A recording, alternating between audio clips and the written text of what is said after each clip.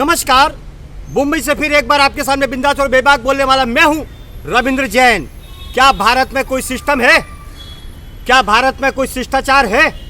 इसका जवाब 1947 के बाद से आज तक नहीं दिया गया, क्योंकि नेता सिर्फ सत्ता पर आता है मौज करने के लिए, अय्याशी करने के लिए। क्या देश में कोई कानून व्यवस्था है? क्योंकि नेता सिर्फ अय्याशी करने के लिए आता है। जनता के पैसे पर, जनता के टैक्स के पैसे पर 99% भारत का नेता सिर्फ अय्याशी करता है और उस कागज पर साइन करता है जहां पर माल मिलता है। यह हकीकत है। भारत के टुकड़े हो चुके हैं। एक पाकिस्तान बना, दूसरा बांग्लादेश बना, अब तीसरे का नंबर है। ये नेताओं के द्वारा जो भी कुछ होता है भारत में, घिनौना कृत्य, वो नेताओं के द्वारा होता है। पब्लिक तो बेचारी है, हमारे भारत की पब्लिक बेचारी है। वो घर में उलझी हुई है, अपने बच्चों में उलझी हुई है, मकान का किराया चुकाने में उलझी हुई है, नौकरी में उलझी हुई है।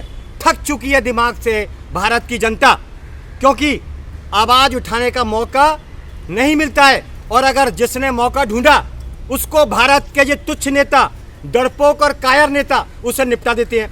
मुगलों ने और अंग्रेजों ने वही काम किया था कि भारत की जनता का नरसंहार किया था। उन्हीं की खून की बूंद है हमारे भारत के 99% नेता। सच बोलने वाले को दबा देते हैं, मरवा देते हैं, फंसवा देते हैं। यह है सच्चाई कड़वी। आज बांग्लादेशियों से भर चुका है भारत। उनकी एंट्री कराई जाती है, इसमें शासन प्रशासन की मिली भगत। 1000 रुपये, 2000 रुपये, 5000 रुपये, ये मिलावट करके खाया जाता है पैसा। सरकार के अंदर बैठे हुए लोग 99% देश के गद्दार हैं और हम जैसे बोलने वालों को फंसवा दिया जाता है। क्या कहा जाता है? आपने कटु वचन बोला, आपने गलत बोला, देशद्रोही की भाषा का इस्तेमाल किया और आपके ऊपर केस डाल दिया जाएगा।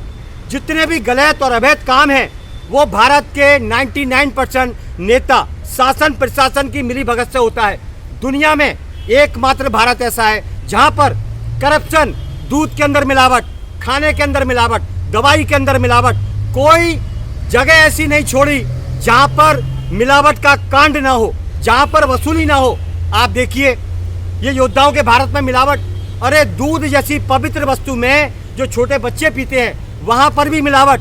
तो कितना खतरनाक खेल हमारे भारत का नेता करता है।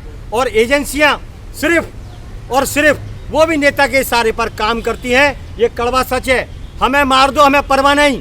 हम तो उस खून की औलाद हैं जिस मिट्टी के अंदर छत्रपति शिवाजी महाराज ने जन्म लिया है, अहिल्याबाई ने जन्म लिया है, महाराणा प्रताप ने जन्म लिया है। हम आपकी तरह डरपोक नहीं है। मारो, जितना मारोगे उतने पैदा होंगे। ये कृष्ण राम की भूमि है, सत्यवादी राजा हरिश्चंद्र की भूमि है।